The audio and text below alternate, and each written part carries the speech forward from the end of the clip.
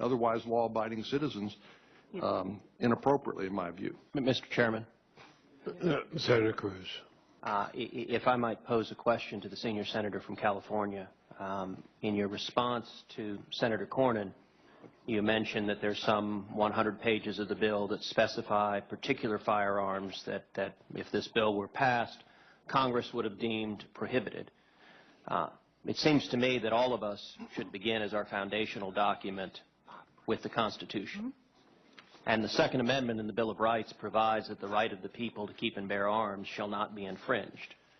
The term, the right of the people, when the framers included it in the Bill of Rights, they used it as a term of art. That same phrase, the right of the people, is found in the First Amendment, the right of the people to peaceably assemble and to petition their government for redress of grievances. It's also found in the Fourth Amendment, the right of the people to be free from unreasonable searches and seizures. And the question that I would pose to the senior senator from California is, would she deem it consistent with the Bill of Rights for Congress to engage in the same endeavor that we are contemplating doing with the Second Amendment in the context of the First or Fourth Amendment? Namely, would she consider it constitutional for Congress to specify that the First Amendment shall apply only to the following books and shall not apply to the books that Congress has deemed outside the protection of the Bill of Rights? Likewise, would she think that the Fourth Amendment's protection against searches and seizures could properly apply only to the following specified individuals and not to the individuals that Congress has deemed outside the protection of the Bill of Rights? Senator, yield for a question. Let me just make a couple of points in response. One, I'm not a sixth grader. Senator, I've been on this committee for 20 years. I was a mayor for 9 years. I walked in, I saw people shot. I've looked at bodies that have been shot with these weapons. I've seen the bullets that implode.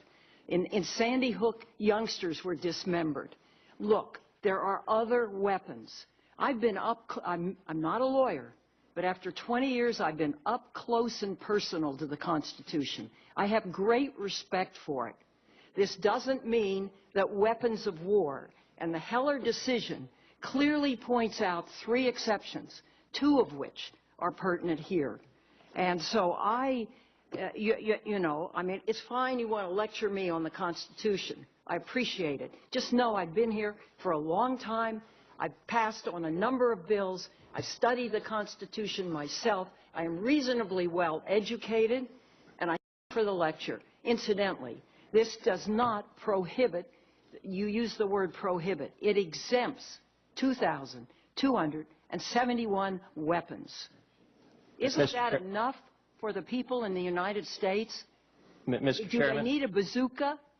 Do they need other high-powered weapons that military people use to kill in close combat? I don't think so. So I come from a different place than you do. I respect your views. I ask you to respect my views. Mr. Chairman. Senator Durbin, it's not. Mr. Chairman, I can't add anything to that. Yeah. Senator Cruz. Mr. Chairman, I would ask yet another question of the senior senator of California. I think nobody doubts her sincerity or her passion.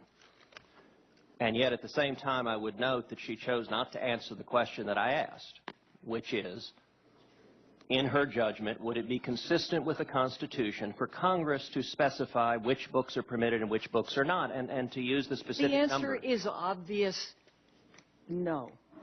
And if I may ask, could we keep on the, and I appreciate we have a discussion on books. I know that they have that in your state of Texas, where your educational boards tell people what books they should or should not read in their schools, something that we would not do in Vermont, but you know, we're not going to talk about your right. Well, yeah. But let's stick to guns. And I know Mr. Chairman, I appreciate your acknowledging that the state of Texas allows books. I would specify a little more. Yeah, About child pornography books? Child pornography? Protected by the First Amendment? It's obvious that there are different tests on different amendments. And I think what the senator is going to point out was something that didn't occur to me at the moment. There are certain kinds of pornographic materials that would not be covered by the First Amendment.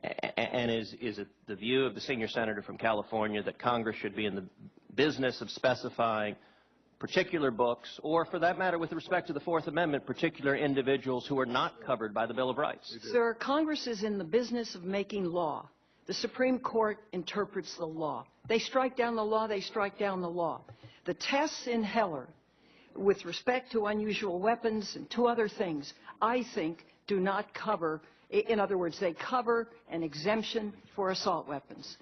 And if this is brought up before the court, if it should pass, I'm sure that argument will be made. Senator from Illinois, That's exactly the point.